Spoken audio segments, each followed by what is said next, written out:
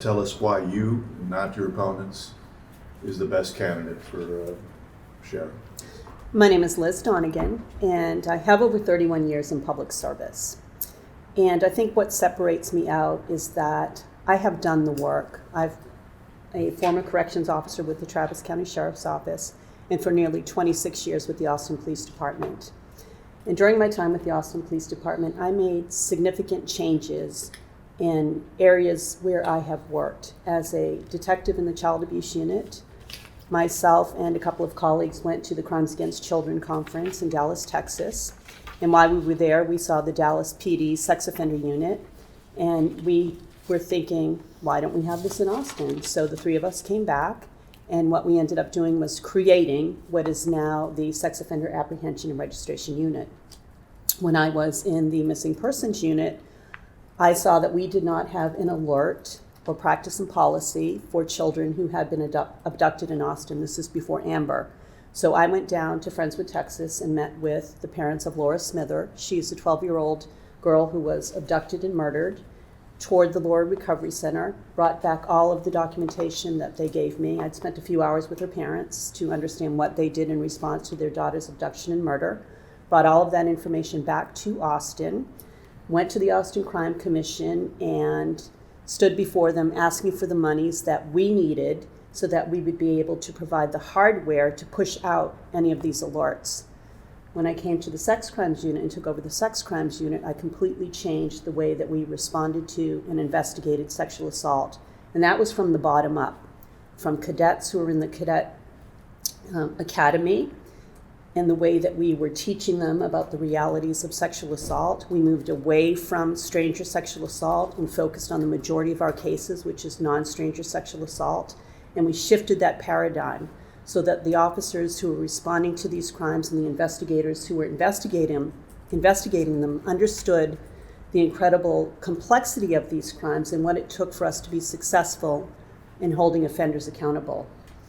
And what I have done during the time and since my retirement is that I train nationally and internationally on best practices. I have trained the generals of the Army. I was invited to the United States Army Summit and trained the 230 generals in the Army, including General Odierno, on best practices in response to sexual assault. I trained the Royal Canadian Mounted Police, who are the equivalent of the CIA, the FBI, all together. I've been up to Canada several times to train them. And I've also been to Germany to train all the services on sexual assault. So what I have done, I think that is significant, is I see the void and that I am not satisfied with the status quo, that I look to see what can we do differently, how can we be better to make this community safer and healthier. And you do that not only with innovative ideas and foresight, but you do that in relation to collaboration with community members. I have built decades of collaboration with community members who have done the work. I have maintained those relationships during times that are good, bad, and ugly. But the responsibility of a leader of an organization is to stand and do what is right at all times, and to stand and do when it is most difficult. And I think that in and of itself espouses who I am and what I can bring to the Travis County Sheriff's Office.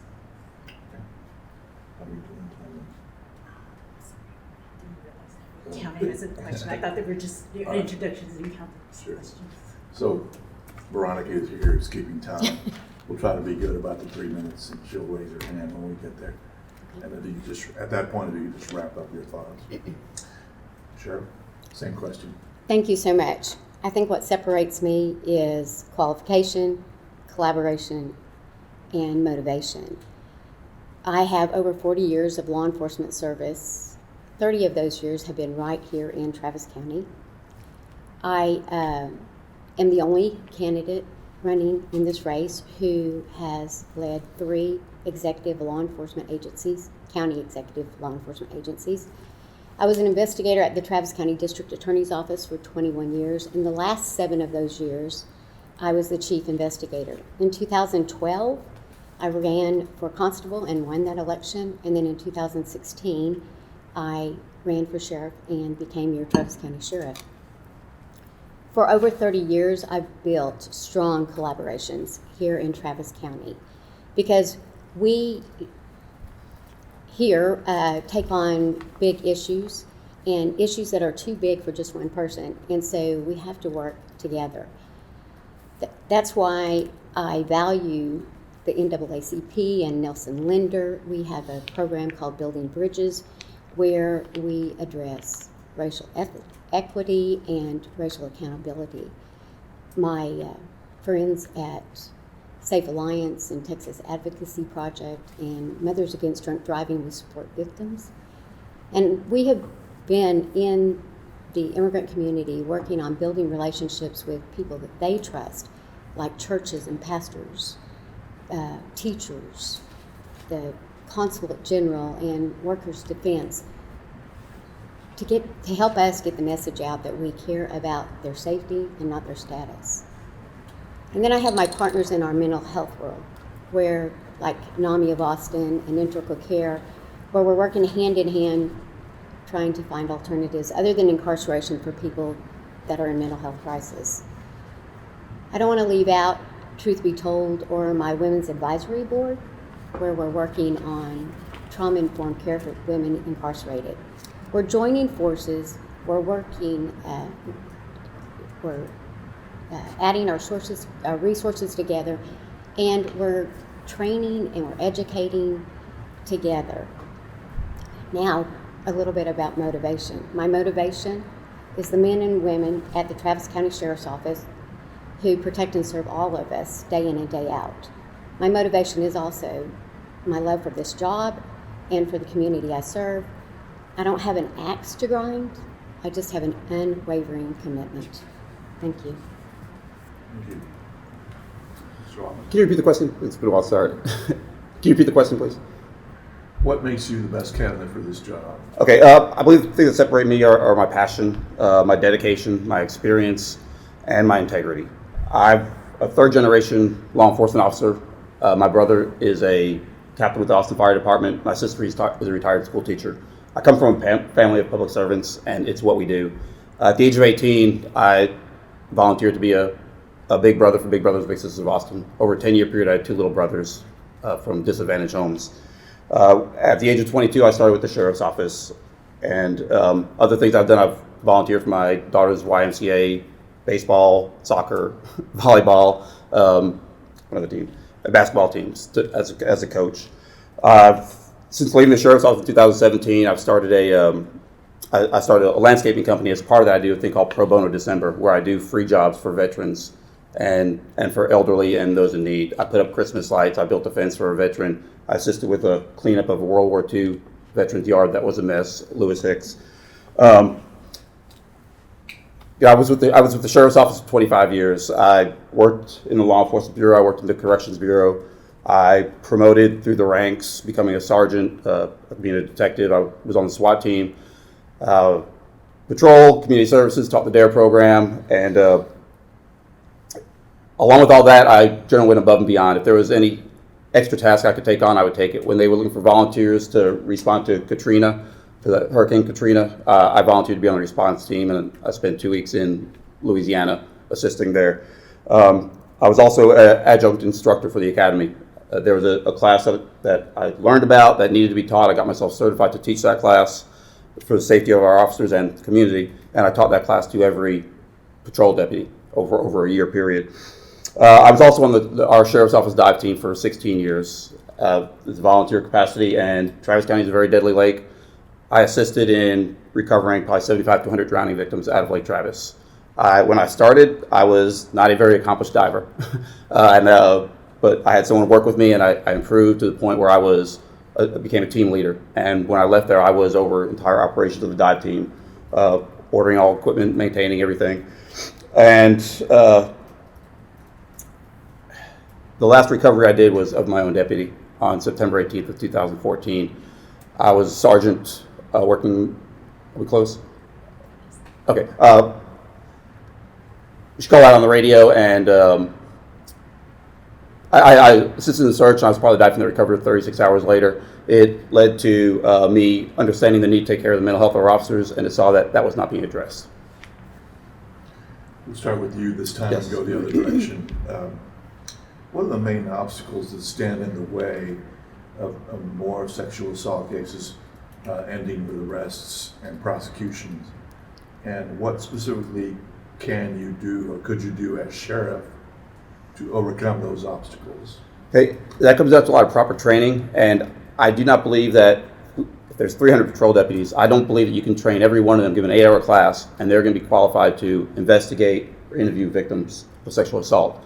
I believe we need special people. If there's something in progress, and obviously anybody goes, but as far as interviewing the witness or the survivor, I don't believe we send anybody. I have 2 daughters. They're about to start college. One will start next year. Statistically, one of them will be sexually assaulted. There are many cops that I know that I would not want interviewing my daughters. I think someone needs to be specially trained, compassionate for that. And I know trauma, and that's a traumatic event, and to add trauma on top of the trauma by interviewing improperly, by saying the wrong thing. I responded to some, and it's uncomfortable. I believe that certain people need to be specially trained for that are more qualified and to interview those. So I believe we also need specially trained detectives, and they need to be the right people for the job. Currently, there's 2 detectives. Neither one of them are female. I believe I can't put myself in the place of a female victim, but if it was my daughter, I believe she'd want to be interviewed by a female. Honestly, if I was a victim, I would prefer to be interviewed by a female if I was a victim of sexual assault. So I think we need to do that, and just training. It needs to be a specialty. It's not a offense. It's not a property crime. It's not burglary vehicle. There's no other crime like this that traumatizes a victim and stays with them for such a long time. So I believe that we really need to work with the victims and start by believing, and again, just specialized people that know exactly how to respond and interview the witnesses to complete a thorough investigation. Same question. Thank you. So in 1981, I was a night dispatcher at the Llano County Sheriff's Office. And because it was a small agency, we had to use all kinds of resources. So when a deputy would bring in a woman who was a victim, I would participate in the victim statement. And it was during those times that I fell in love with victims and in fact investigations. In 1992, I became a sergeant investigator with the Travis County District Attorney's Office and worked on many cases, many sexual assault cases. And I tell you this because the dynamics and the way we investigate sexual assaults have changed so drastically. I mean, remember those late hours, it was a pad that you're writing the statement on, or you're having the victim write her statement on. We've come so far, but we have so much further to go. Again, at the DA's office, I saw so many sexual assault cases, and the challenges that we face when a case is filed and it doesn't go to court, and victims move on with their life and then decide not to pursue the case anymore. There's a number of things. But in 2007, when I took office, some of the things that I learned as an investigator, looking at the cases that came from ABD and the sheriff's office, I knew one of the main things that I needed to do was I needed to centralize my criminal investigation division, and I did. And we made specific divisions, making the first ever sexual assault unit or sex crimes unit where there was detectives assigned to the case where that's all they investigated was sex crimes, and making sexual assault survivors their main priority. Since then, we've also, the back when we were investigating these cases, things have changed. The evidence that we're taking in are the digital evidence from phones and computers and all of that. We're now part of a digital forensic unit, and we have an analyst assigned to that unit where you have to know how to gather that information, you have to know how to keep it and store it, and then you have to know how to testify to that. There's a lot to it. we have a great unit at the Sheriff's Office that works very, very hard for sexual assault victims. Same question. The way that we can best respond to sexual assault in this community has to begin at the top. We have to have leaders that understand the complexity of this crime and provide the resources necessary for first responders and investigators to be successful.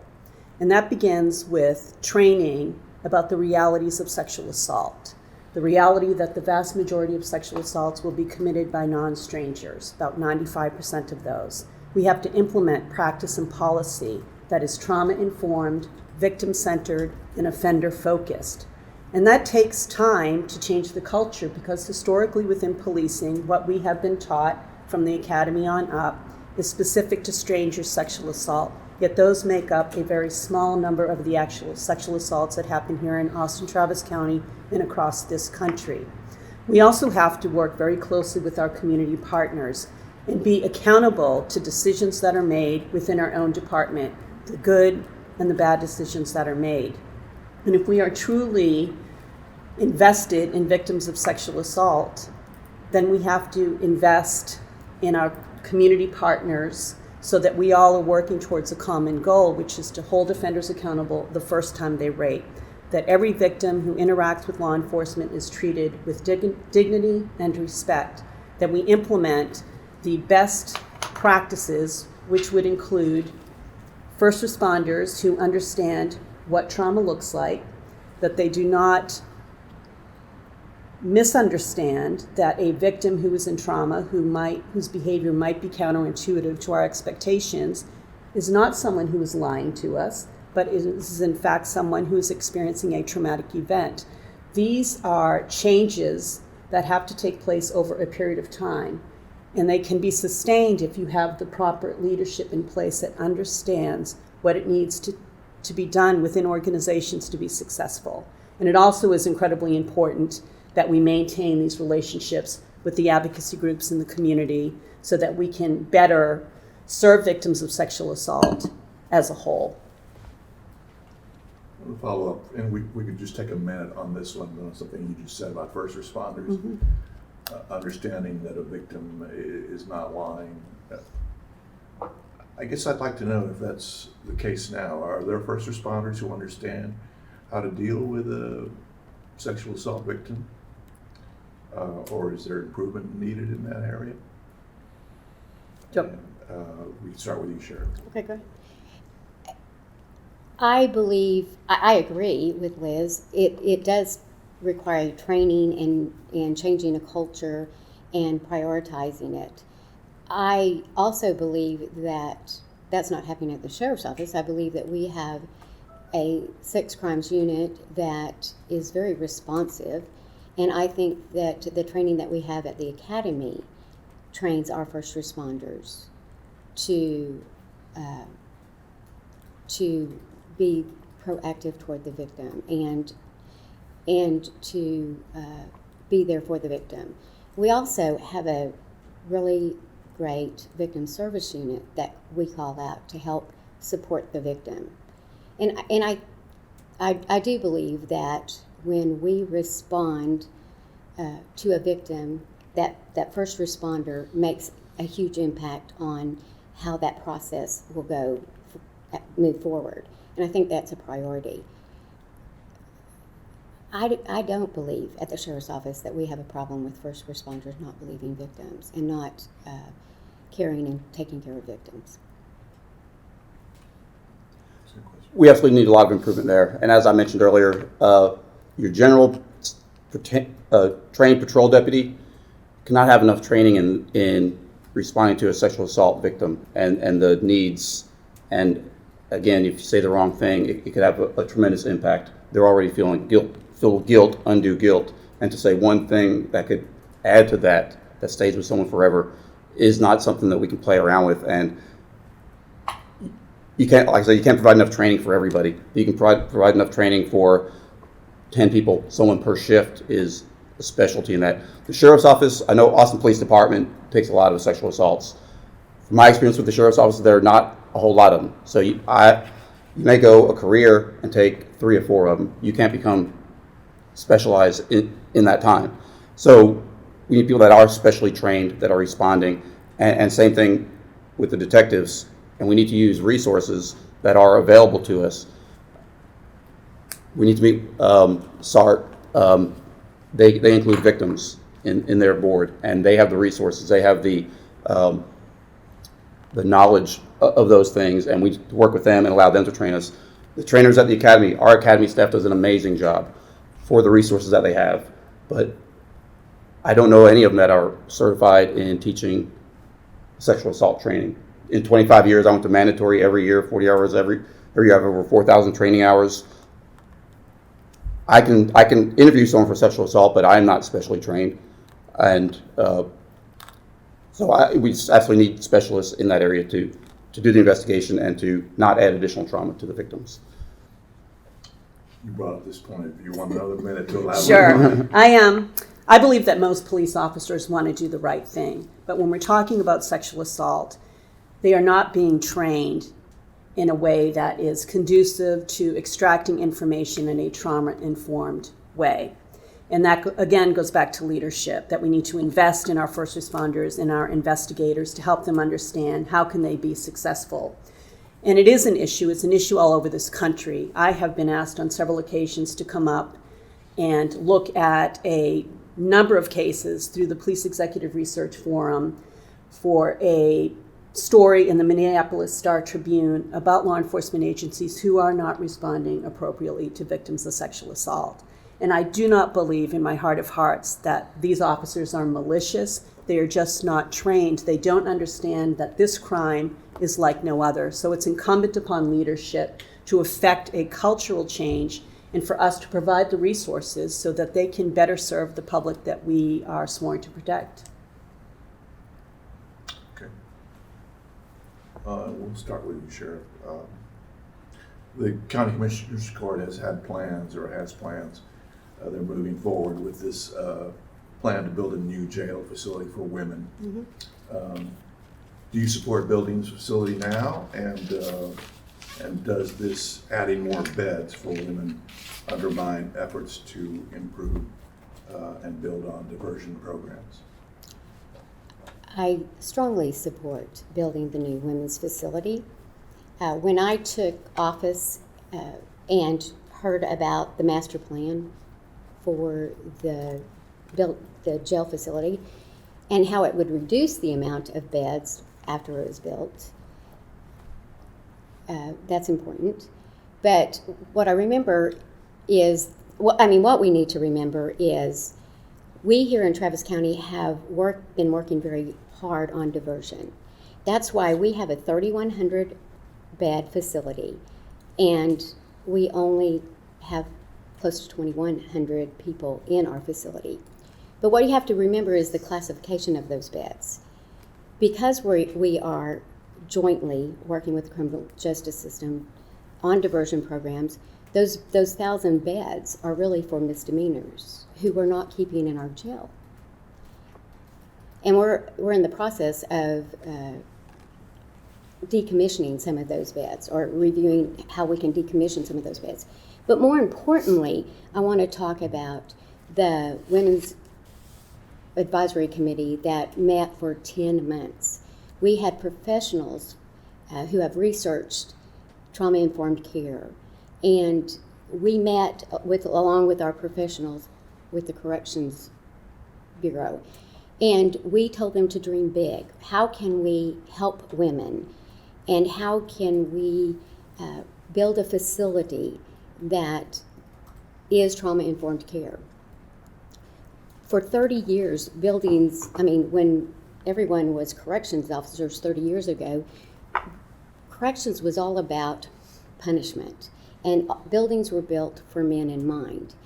And I think when people are talking about the difference between diversion and this new facility, they're making it an or and not an and. We need both. We need diversion and we need a facility, because oftentimes I've heard story after story about people who have been brought into the facility and found help in our facility.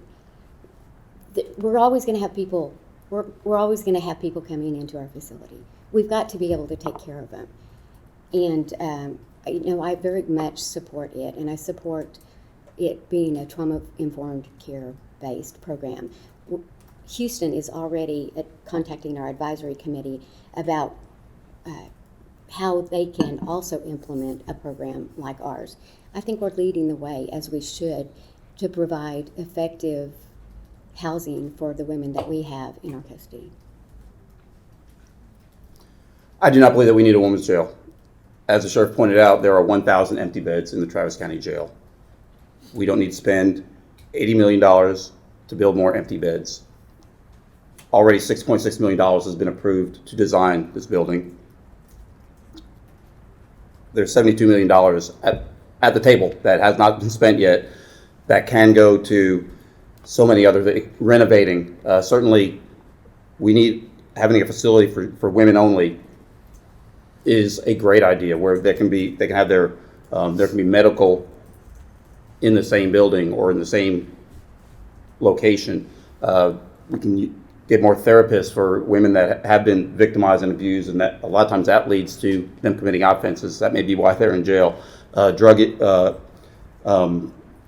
rehabilitation and trying to using that money to improve lives and give them the opportunity to get out of the system. To spend that money on a new jail when we already have empty beds, it's a waste of money, and there are so many other things that the sheriff's office needs. They don't have any body cameras.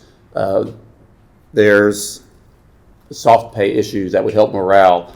There's so many things that can be done with that money, and to spend $72 million on a brand new building when there are empty buildings. Currently in TCJ, the third and fourth floor are not in use anymore because there are staffing issues, and they're having to transport food from Del Valley to Travis County Jail because they're cutting down in staff. So there's an emptiness, which is great, and that has a lot to do with the sober center and other not arresting for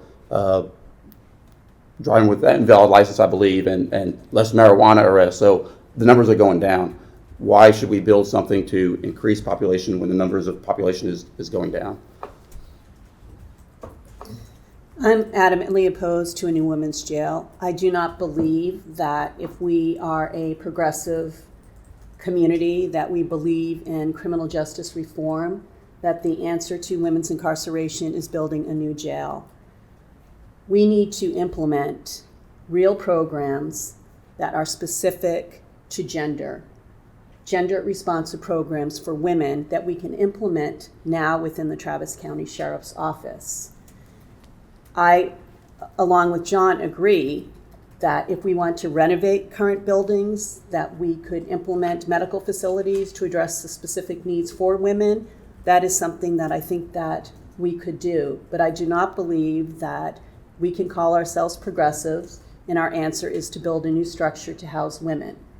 Women's incarceration begins with trauma for the vast majority of women who have been victims of child abuse, sexual assault, domestic violence. Those require specific programs to address the root issue. We should be looking at ending the generational incarceration of women and their children. And that does go back to diversion programs. That does go back to looking at the criminal justice system differently. We cannot look at this system in this country and be proud of the criminal justice system as the wealthiest country in the world that houses the largest number of people who are incarcerated. Women are the fastest growing population of people in our jails and prisons, the majority of them for nonviolent offenses. So I think if we truly are invested in this community and we want our community to be safer, then we have programs that address those root issues that keep women and their children, who are in many instances following their moms on the same path. 80% of women who are incarcerated are mothers. And all of the studies are showing us that their children are following their moms on the same path. If we truly are invested in this community, then we need to look at programs, real programs, that show us that this is working or it is not working. It is not enough to just throw out choose comments that we're working with our community partners, that we're doing this and we're doing that. I want to see the evidence that what we have done or what we have not done is working or is not working.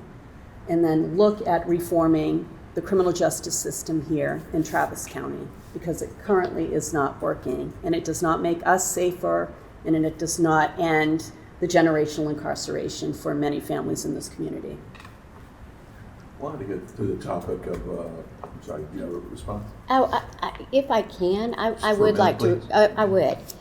So, I hear Liz talk so much about trauma-informed care, and sometimes the only place that women can get that care is in a jail facility, which is unfortunate. But we do have programs already in place. They're just very, very difficult because of moving people around and getting them to programs and getting them to that building. Building a building where they're medically treated, they have programs in the same building, and we can do trauma-informed care much, much better. So I disagree with Liz. I wanted to get to the topic of immigrants in the criminal justice system. And Sheriff, we'll start with you. Early in your term, you said you would not honor most ICE detainer requests. That set off this long battle with the governor and the legislature, and ultimately ended in the legislature passing Senate Bill 4, which compels the department to honor all ICE detainer requests. In retrospect, do you feel that was the right way to handle this policy? Absolutely. I believe that it was so important to stand up against the governor and stand up for our immigrant community. We have people that are afraid to come to us for help. And the one thing that changing the policy did, it proved that ICE detainers were requests. They weren't warrants. They weren't based on probable cause. They weren't signed by a magistrate.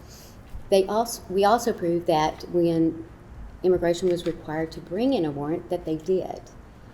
And the third thing that we proved was people that were given the opportunity to bond out and go and take care of their family, they showed back up at court at the same rate as anyone else. But the most important thing that we proved was we here in Travis County are willing to stand up and fight for our immigrant community.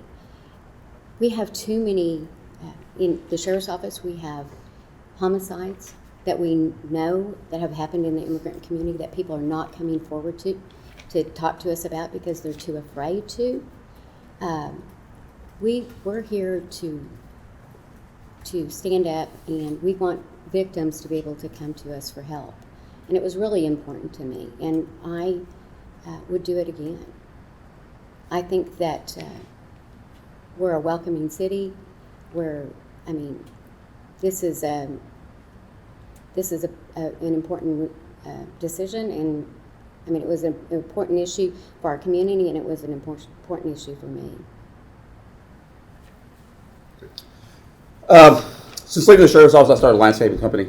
I do everything: fences, decks, everything. I've worked alongside the immigrant community. I've listened to their stories.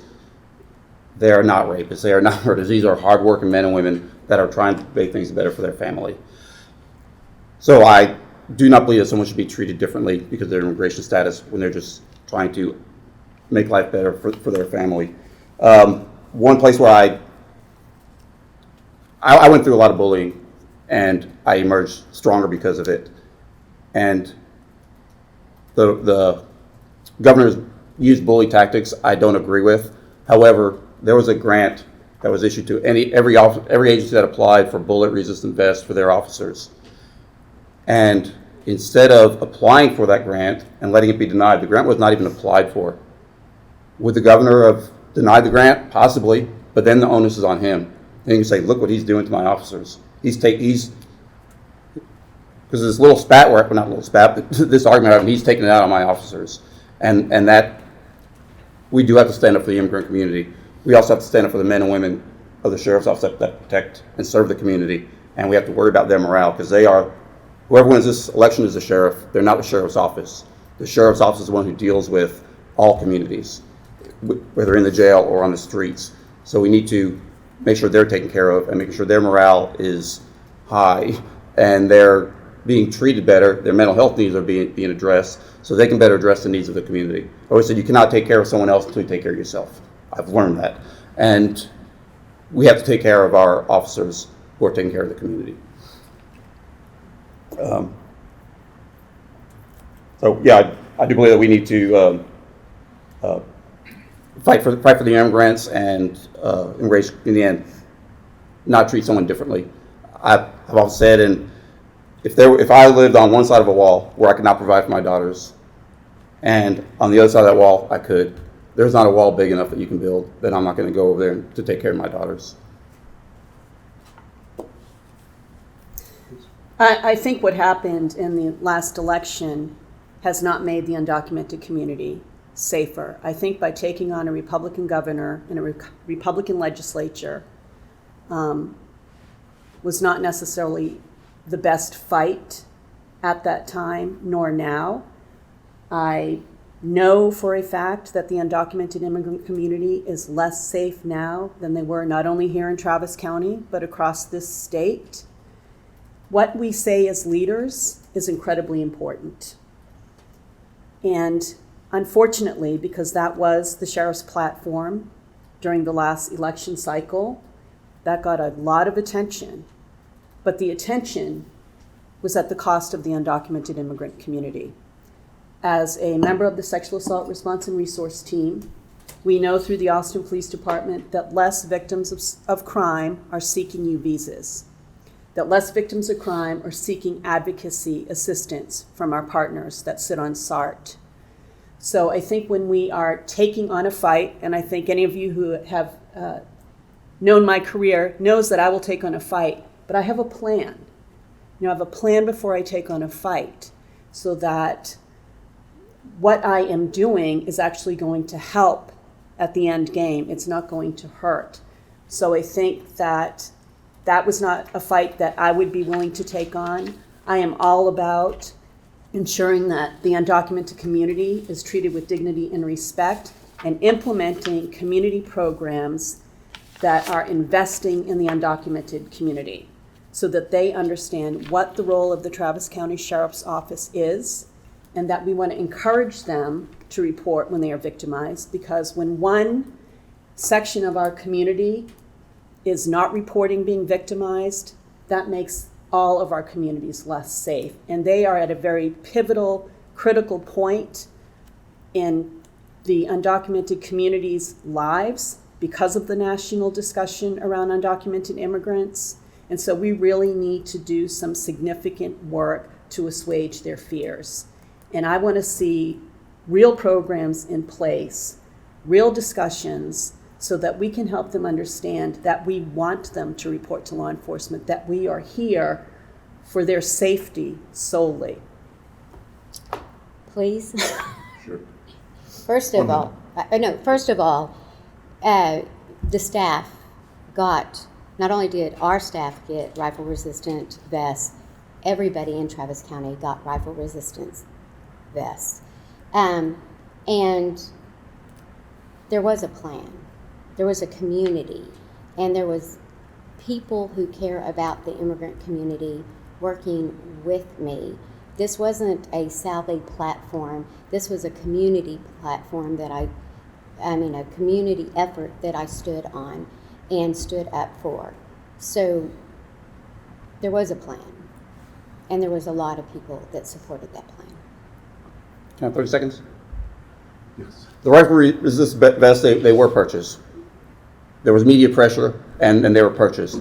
They were purchased with money they changed food vendors. So food that had been with the previous vendor was returned to that vendor. That's the money that was used. Regardless of where it came from, that money could have been used for body cameras. It could have been used for so many other items that could have helped the sheriff's office. So we didn't receive from a grant. one last quick question from me, and then we'll open it up to other questions. But each of you has been a leader in some capacity, obviously. Can you talk a little bit about, and we'll limit this one to 2 minutes if we can, talk a little bit about your leadership style and offer an example of how you provided support for your staffs in situations that, where you needed to be a good leader. And we'll start with you, sir. Okay, my leadership philosophy is, I describe it as leadership and service to others. I believe in empowering your employees, in appreciating your employees, and holding them accountable when they need to be. If you have 10 people working for you and 2 of them are not doing the job, if you don't address those issues, you're going to lose the other 8.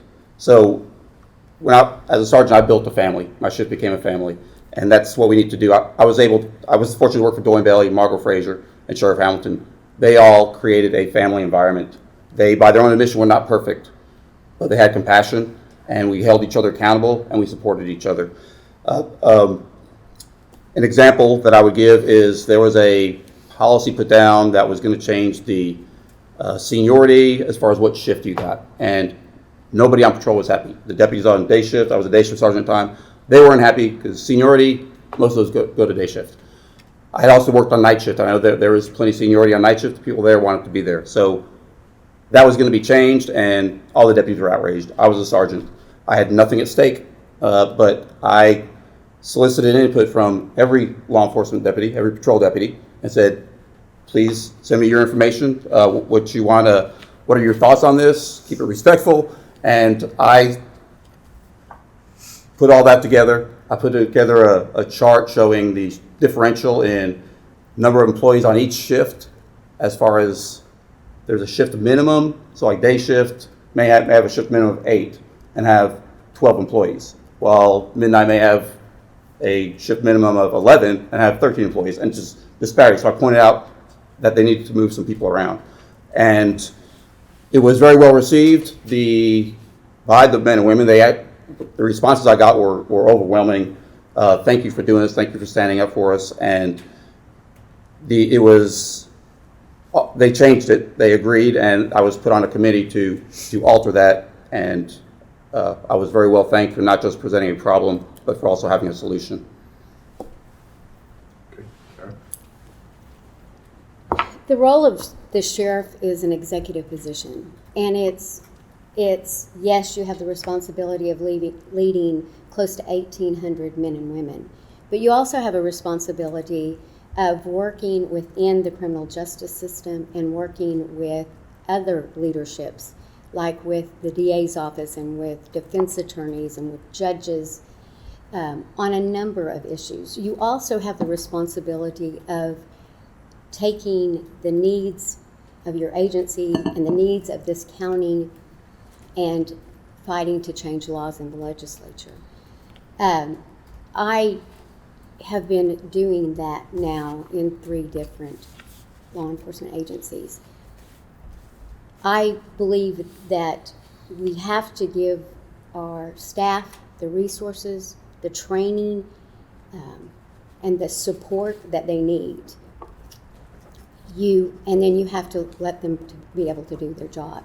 But they have to get the support, they have to get the training, and you have to be there for them. But you also have to be able to connect with Commissioner's Court, going before Commissioner's Court to get those. You have to have a relationship. You have to be able to work within the Commissioner's Court. You have to be able to work within all of the county departments that help fund and help support the agency. So to be able to give them what they need, you have to be able to get it from the people that bring it. And so it's being able to work with everybody. The people that we work with have to be made to feel that what they do is valued. The work that they do is valuable. And give them a sense of autometry, that they have some sense to control their lives within the larger organization. Within APD Sex Crimes Unit, the detectives said that it was too much to be on call for 7 days in a row. That was what had previously been set up within the sex crimes unit. So what we ended up doing is they came up with ideas that it would be best if we could have 1-2 people on call, and we did that 24 hours a day. It's listening to their needs and trying to service their needs, because if they're not happy physically, emotionally, economically at work, that transcends directly into how we interact with the community as a whole. So I think being open to the needs of your people, valuing the work that they do, and helping them when they are in really critical times of their life. I've had several detectives who had had mental health issues or issues with alcohol. And what we tried to do was to address those issues, to try to help them get back on a path where they were happy and healthy, not punitive, but to assist them, knowing that as law enforcement officers, we have this incredible responsibility on our shoulders, and that can eat at you slowly eat away at your soul. So it is important for law enforcement to understand, to empathize, and to continually assist and train and encourage our people to be the best that they possibly can be. Anyone else? The sheriff brought up, a good point in the question talking about leadership. I mean, the role of a sheriff in a lot of ways is not that glamorous. It's budgets and managing 1,800 people and processes and going in front of the commission and doing all of those things to run, which is a extremely complex and huge operation. Maybe talk a little bit about some of your background and how you can handle something of that size and complexity. Okay, sure.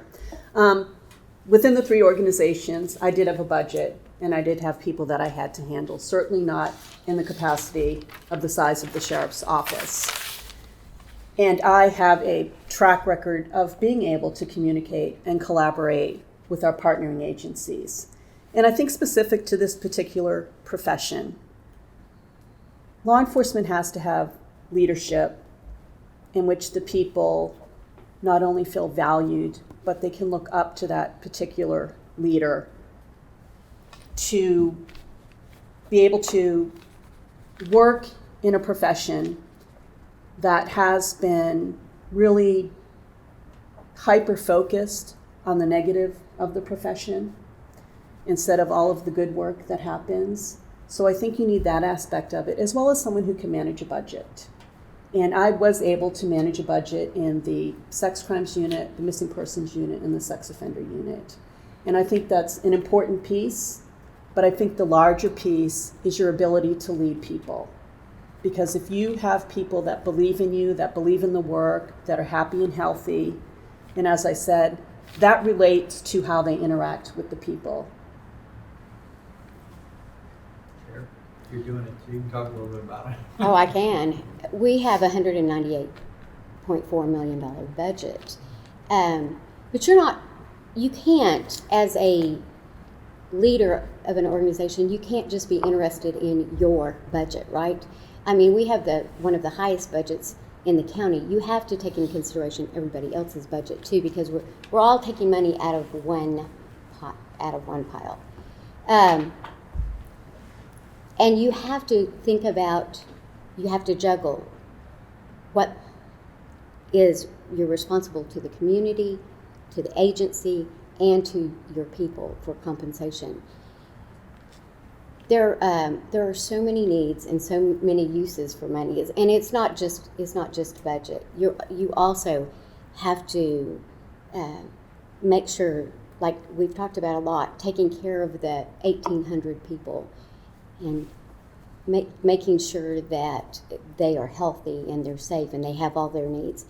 But then there's a big jail, right? That there's 21 to 2,200 average in our jail. That you have to also make sure that those needs are met. And you're working with organizations that are providing mental health services, and you're working with, there's so many different agencies and so many different people that you're working with, and you've got to juggle your time, you've got to juggle the money, you've got to juggle resources, and you have to do it cooperative just because, you know, of the lack of resources. It's big. You have to be able to develop relationships and count on people. At the DA's office, I oversaw the public integrity unit that worked very closely at the Capitol. So you have to be able to develop relationships with the people at the Capitol, and I'm very thankful that the Democratic delegation have all endorsed my campaign because of our ability to work together. It's building relationships, it's juggling budgets, it's there's a lot, and it's hard to say in 2 minutes. But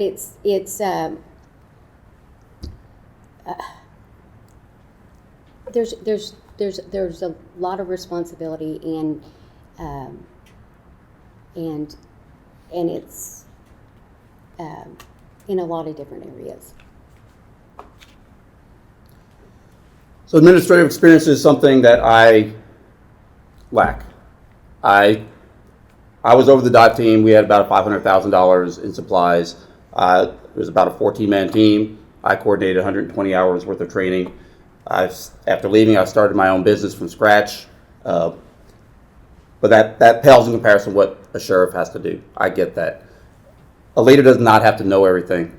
A leader has to surround themselves with good people that do, and a leader has to be open to seeking advice from others and counseling from others. There are some very good leaders at the sheriff's office that have done that and know that, and as the sheriff, each captain of each command has their task and their responsibility with the budget. It goes up to the major, it goes up to the chief, and then it comes to the sheriff for final approval.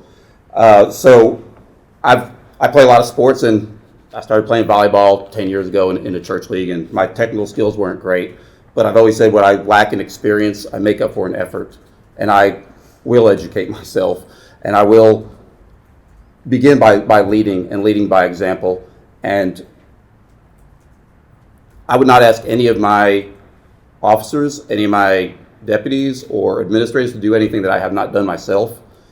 And I've done the job. I've done the job of the patrol deputy. I know their needs. I know that they need to be considered.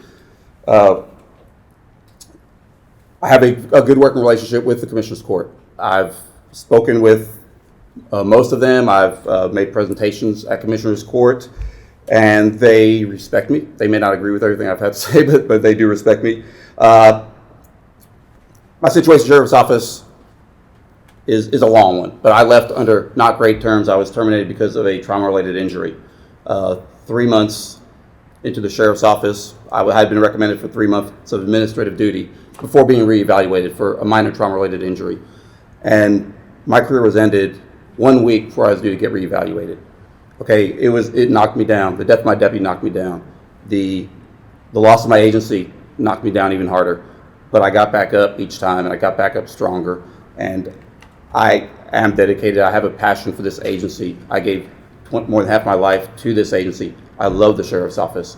I have no axe to grind with the Sheriff's Office. I love the men and women there. And I have the passion to learn whatever I have to learn and do what I have to do. And it begins with leadership. After being terminated, it was a mountain that was put in front of me to take care of the needs of the mental health of first responders. That's not being addressed at the Sheriff's Office. I assisted and testified on behalf of a bill that made it through the House. It was 359, Bill 359, that would discipline or penalize law enforcement agencies for disciplining or terminating somebody for an injury without giving them their 2-year statutory maximum medical improvement time. So I've used bad things in my life for good, and I'm a fighter. I keep getting up, and I'm determined to learn whatever I have to learn. So